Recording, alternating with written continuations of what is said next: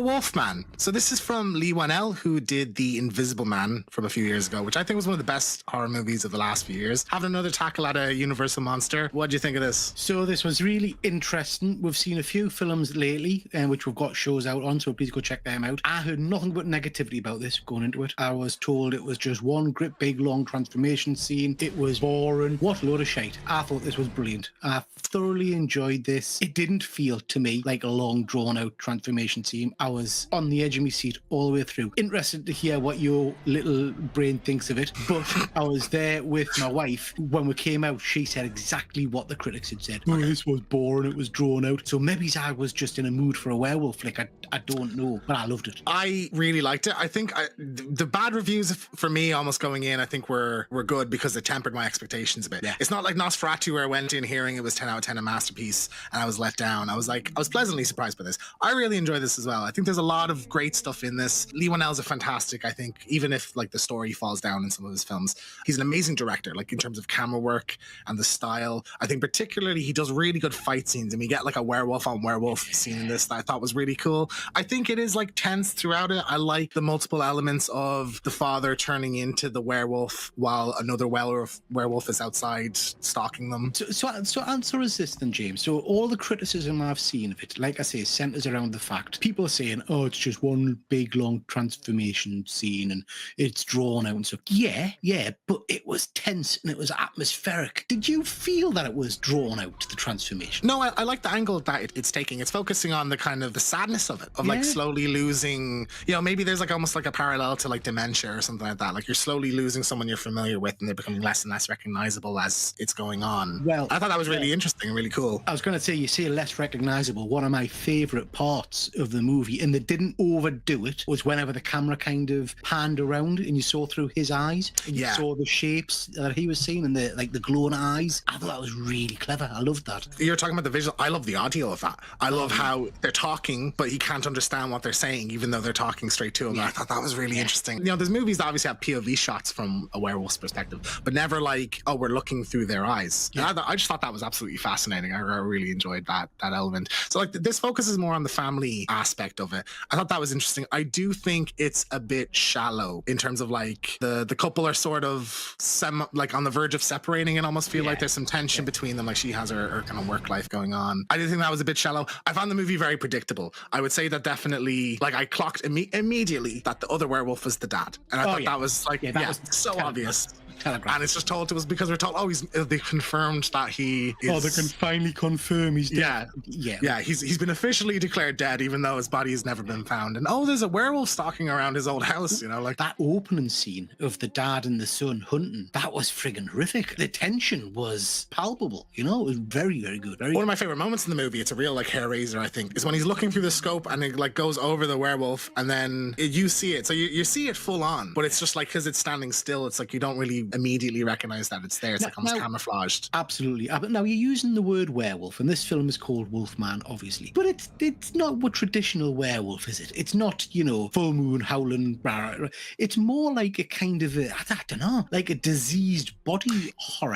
I think it's definitely in the same vein of Invisible Man. It's grounded. The werewolf is a disease, so it's not like a supernatural creature that comes out in the moon. We see it during the day. We see it like when there's not a full moon. It's like he's been infected with something, and so like it's a body horror where he's kind of slowly turning into that, and it does feel real. I think, like in the same way, the Invisible Man is not like a magic potion; it's like a suit that the guy's wearing. Absolutely, and I guess for me, I'm a big werewolf fan, and for me, this improves the story of a werewolf because it always felt a bit silly to me in some regards that this only happens once whenever there's a full moon. I thought the special effects were phenomenal. I thought the body transformation was pretty top tier, horrific. 100%, yeah, and it's unfortunate that like it's it's not going to be recognized in the same. We have some like a lot of werewolf transformations are considered so iconic. I don't think this will be considered in that way. No. The one thing I really loved, and like it feels like almost a callback to Invisible Man, but the use of hot breath and cold air, where like in that it's done in that opening scene, and there's kind of a parallel scene with the family at the end when it's him as the werewolf, of like the breath is like rising above the treehouse. I thought that was so awesome, so tense, and you're just waiting for it to pop up. Yeah, the camera work was superb. But James, I've got to be a miserable old bugger at some point. I've got one moan about this movie. It's so friggin' dark. Again, man, everything's pitch black.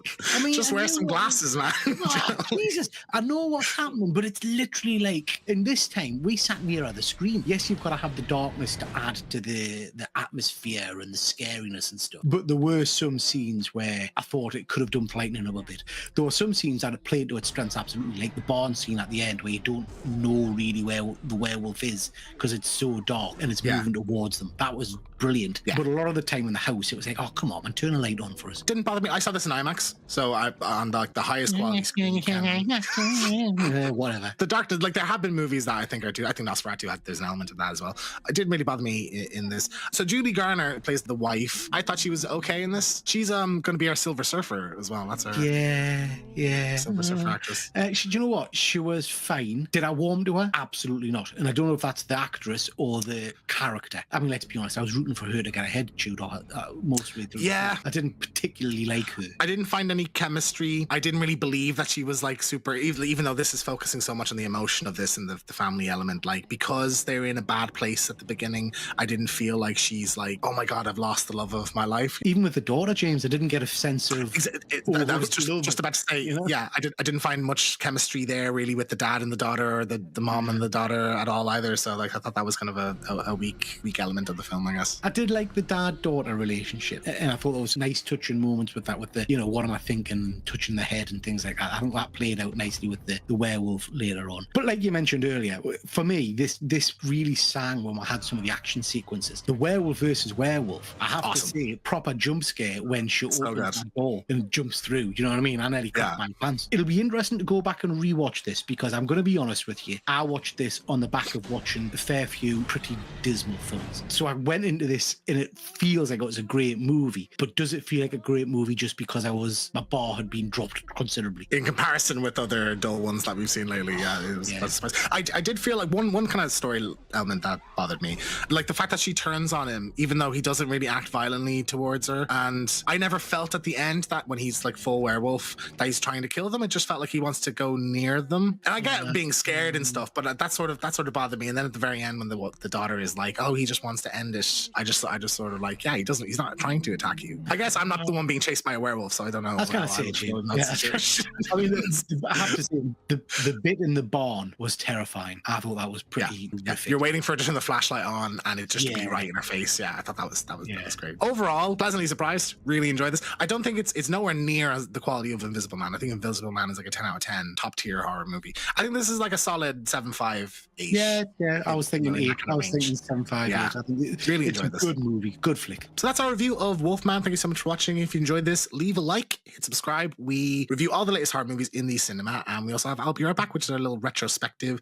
series. We have a few werewolf movies that we've reviewed over there, so check that out. We also do One Good Scare live every second Friday. Thanks for watching, and we will see you next time.